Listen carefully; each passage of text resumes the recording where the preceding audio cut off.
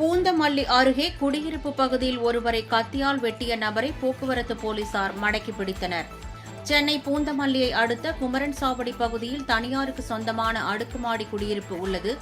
இந்த குடியிருப்பு வளாகத்தில் ஒருவர் கத்தியை கையில் எடுத்துக்கொண்டு ஒருவரை வெட்டுவதற்காக விரட்டிச் செல்வதாக அங்கு பணியில் இருந்த போக்குவரத்து போலீசாருக்கு தகவல் கிடைத்தது.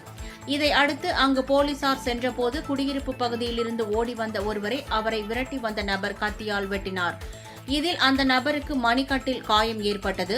பின்னர் அந்த நபர் மீண்டும் வெட்ட வந்தபோது அவரை போக்குவரத்து போலீசார் மடக்கி பிடித்து பூந்தமல்லி போலீசாருக்கு தகவல் தெரிவித்தனர். சம்பவ இடத்திற்கு வந்த போலீசார் காயம் அடைந்த நபரை மீட்டு கீழ்ப்பாக்கம் அரசு மருத்துவமனைக்கு அனுப்பி வைத்தனர். மேலும் வெட்டிய நபரை கைது செய்து விசாரணை மேற்கொண்டனர்.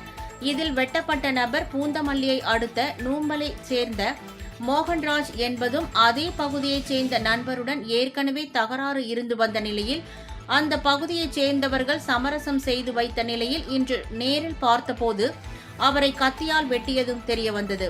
உரிய நேரத்தில் போலீசார் தடுக்கவில்லை என்றால் இந்த சம்பவம் கொலையில் முடிந்திருக்கும் என அந்த பகுதி மக்கள் தெரிவித்தனர். இந்த நிலையில் தற்போது இந்த சம்பவம் குறித்த காணொலி வெளியாகி பரபரப்பை ஏற்படுத்தியுள்ளது.